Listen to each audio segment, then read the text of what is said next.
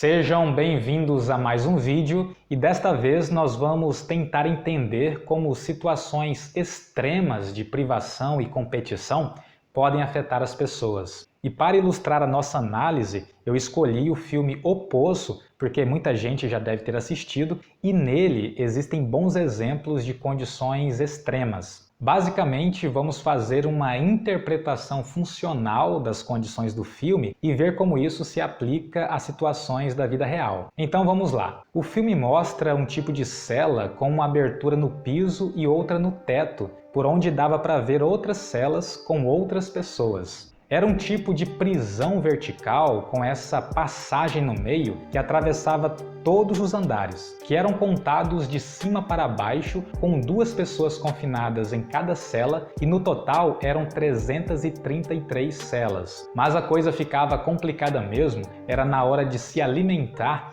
porque só uma vez por dia a comida era trazida numa plataforma que descia pelo vão e parava em cada andar por 2 minutos. Veja bem, a pessoa ficava em privação de comida por 24 horas e a oportunidade de acessar esse recurso durava 2 minutos. E se alguém guardasse um pouquinho para comer depois, a cela começava a esquentar ou a esfriar até temperaturas extremas, de modo que o sujeito morreria caso ele não jogasse no buraco aquilo que pegou. Então a pessoa ficava um dia inteiro em privação de comida, era impedida de armazenar alimento e tinha uma oportunidade de 2 minutos para comer. E essas condições aumentaram a probabilidade de que as pessoas comessem o máximo que podiam durante o tempo que a plataforma permanecia parada. Quem estava nas primeiras celas comia mais porque tinha mais comida disponível. O problema é que isso resultava em cada vez menos comida conforme a plataforma passava por cada cela.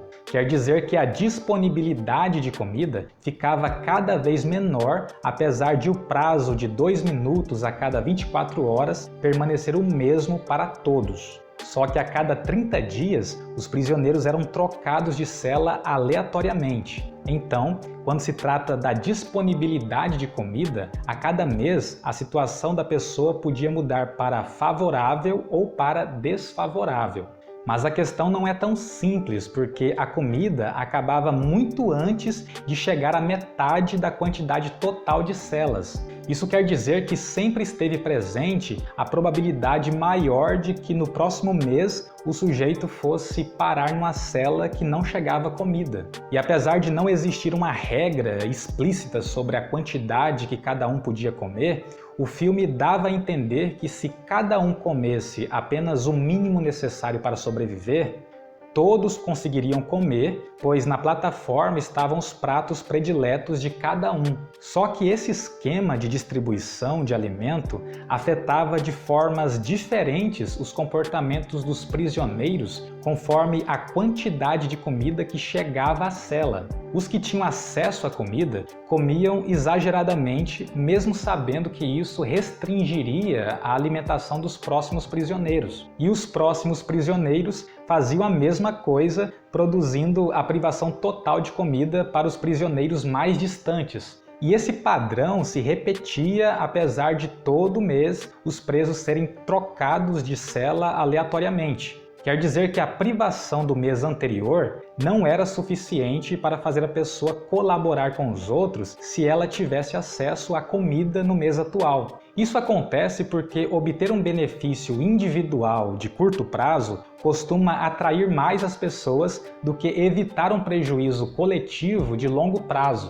Esse princípio se aplica a muitas decisões que tomamos cotidianamente e um exemplo disso é quando as vantagens de usar um carro prevalecem sobre a necessidade de evitar os prejuízos coletivos da poluição. E em muitas outras situações, a vantagem individual influencia as nossas decisões, apesar de sabermos sobre o prejuízo coletivo de longo prazo. O problema é que essa tendência provocou restrição e privação de comida para a maior parte dos prisioneiros independentemente da ordem com que esses prisioneiros estavam distribuídos na prisão. A comida se tornou tão rara e cobiçada que os indivíduos comiam os restos parcialmente mastigados por outras pessoas até não sobrar mais nada. Isso gerava mais um problema, porque aqueles que ficavam sem nada precisavam escolher entre morrer de fome ou matar o colega de cela para se alimentar da carne dele. A maioria das culturas atuais reprova o canibalismo e provavelmente as leis de todos os países punem quem faz isso. O fato é que muita coisa contribui para criar em nós uma repulsa por essa prática. Por outro lado, uma situação severa de privação de comida aumenta muito as chances de que o sujeito faça qualquer coisa que resulte em alimentação. Foi o que aconteceu em 1972, quando um avião se acidentou na Cordilheira dos Andes, e os muitos dias de privação fizeram com que os sobreviventes precisassem comer carne humana. Mas também pode acontecer de o sujeito morrer de fome se prevalecer a repulsa pelo canibalismo, que em grande parte está associada aos valores aprendidos culturalmente. Porém, para uma parte significativa das pessoas, a fome extrema pode superar os aprendizados culturais e aumentar a agressividade e também a probabilidade de canibalismo para evitar a morte. E as condições da prisão desse filme levavam os prisioneiros para esse impasse. E é aí que entra outro detalhe, que é o seguinte: quando condições coercitivas se mantêm constantes, pode acontecer um fenômeno comportamental chamado de contra-controle, que é mais ou menos quando uma pessoa tenta se livrar de uma situação desfavorável, contra-atacando uma parte do problema ou a própria fonte do problema.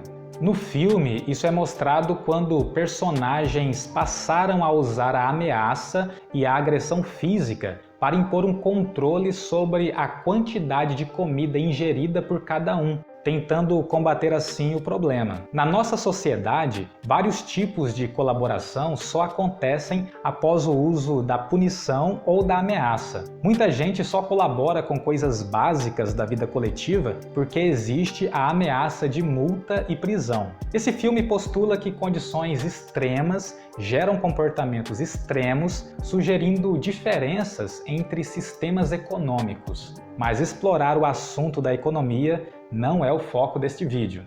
Como sugestão de leitura, vai o livro Coerção e suas implicações, do psicólogo Murray Sidman, e a dissertação de mestrado De macrocontingências a metacontingências no jogo Dilema dos Comuns, da psicóloga Elaine Nogueira. Você pode sugerir temas nos comentários. E por hoje é só isso mesmo, obrigado e até mais.